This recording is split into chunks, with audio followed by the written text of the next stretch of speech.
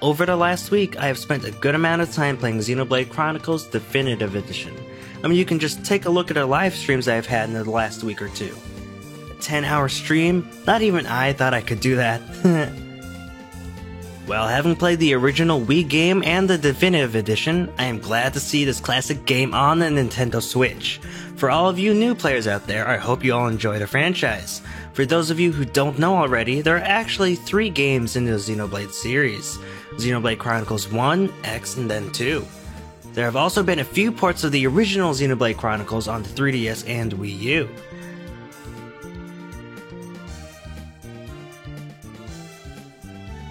The story of Xenoblade Chronicles starts with a man named Dunban where you are dropped in a battle at Sword Valley.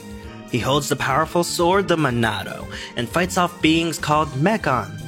And after one of the coolest opening sequences I have ever seen in a game, you are sorely mistaken. You get pushed 1 year forward after the battle where Dunban is recuperating from his injuries, and you are then introduced to, drumroll, Shulk. Yes, the guy from Super Smash Bros. Ultimate and the Amiibo. I mean, how many of you guys actually knew who Shulk was before his announcement in Super Smash Bros.? I really want to know, actually. And why didn't they make the Shulk Amiibo compatible with the Definitive Edition? Why, Nintendo? Why? Oh well, I guess. As you may have already guessed, the main character of the game is actually Shulk and not Dunban. You play through the story with Shulk, eventually obtaining the Monado and gaining the ability to see the future, an ability that not even Dunban had when wielding Monado. Through the course of the game, you find out there are a number of playable characters, including this little guy. Ricky! I mean, what is he? Are those ears? Are those arms? Are they arm ears? Ear arms? I don't know.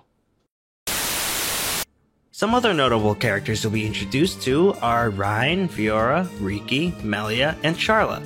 You'll learn about them as you play through the game. Your team consists of 3 teammates you can interchange to make your dream team. You know, as long as you include Shulk. Pro tip here, you will probably die against Mechon enemies without Shulk, so trust me, use him.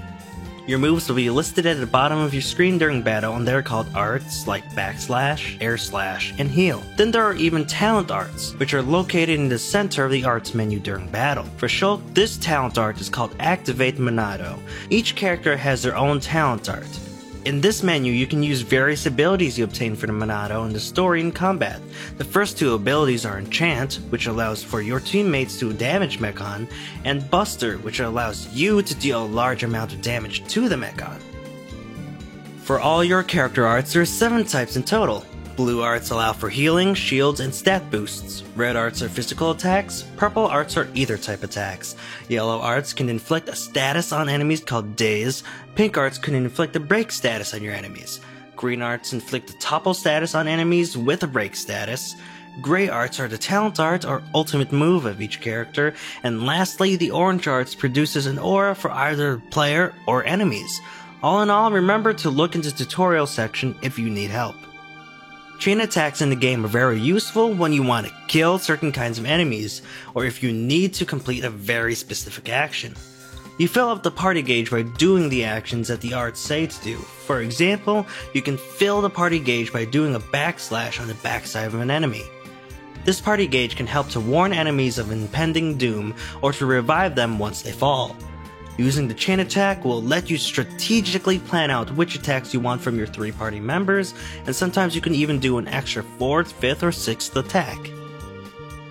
Now, when dealing with enemies, there are a total of 3 types of enemy attacks that your adversaries can deal to you. Physical attacks will appear as red icons, ether attacks will appear as blue, purple icons, and talent attacks can appear as white or gray icons. Remember this when you play, since some abilities rely on the color of the attacks. When it's the first time you play the game, I suggest you balance your team with a DPS unit, a tank unit, and a healer unit. This way it'll be much easier and you won't die as quickly. In all my playthroughs of the game, I have always used the same 3-man squad. Wait, no, not that squad.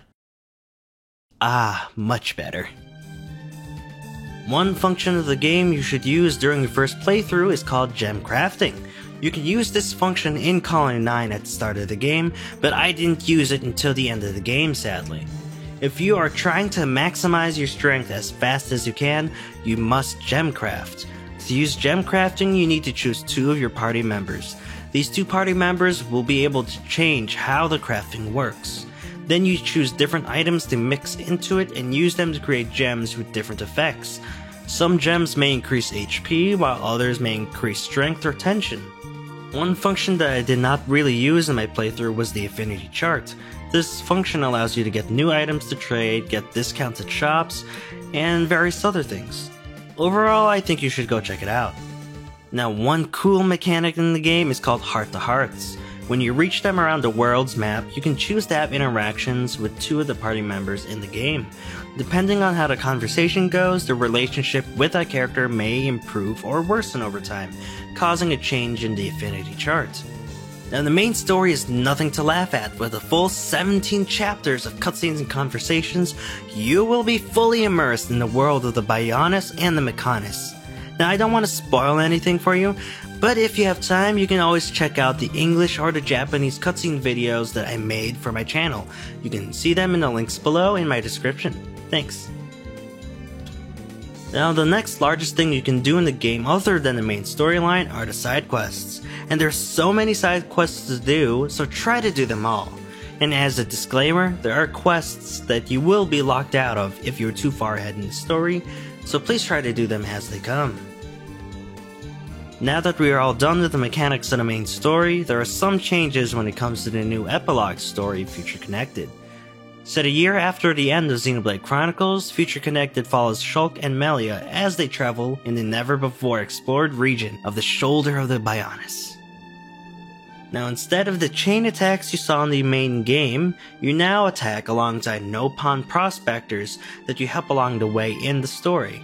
In my experience, it was a rather interesting mechanic since the chain attack was so much about planning attacks. Now you can just choose an effect and it will happen. I would have liked to have seen the entire cast in the Future Connected epilogue story, but so far we only have Shulk and Melia. Oh well, I guess. Now, for my opinion of the game itself, comparing it to the original release, there have been plenty of quality of life improvements. The menu's been improved for better navigation as well as the clothing system. In the original, your clothing was based on what you equipped, but now you can choose what you look like regardless of what armor you have on. That is a feature that I have truly enjoyed. I like having Shulk having his iconic outfit throughout the whole game. The soundtrack of the game was also remastered, so that is a huge plus for me. The soundtrack was already amazing, but Nintendo and Monolith Soft really upped their game with this. You even have the option to use the original or the remastered OST. The soundtrack does not get tiring at all. Now, when looking at the cons of the game, there's one thing that could have been better improved upon, and that was the resolution of the game. When in handheld mode, the game can run anywhere between 378p to 540p, and when in docked mode, it can run only at 720p at max. If this could run natively at 1080p on the dock, the game would be near perfect. In conclusion, Xenoblade Chronicles Definitive Edition is the remake that all its fans deserve. Hopefully, for all you new players out there, I hope you all enjoy it. And if you like this game, you should definitely try out Xenoblade Chronicles X and Xenoblade Chronicles 2. And my score for this game is a perfect 10 out of 10. I hope you enjoy my channel's first review and its first 10 out of 10. If you'd like to check out the cutscene videos for Xenoblade Chronicles, check out the description below. See you all next time!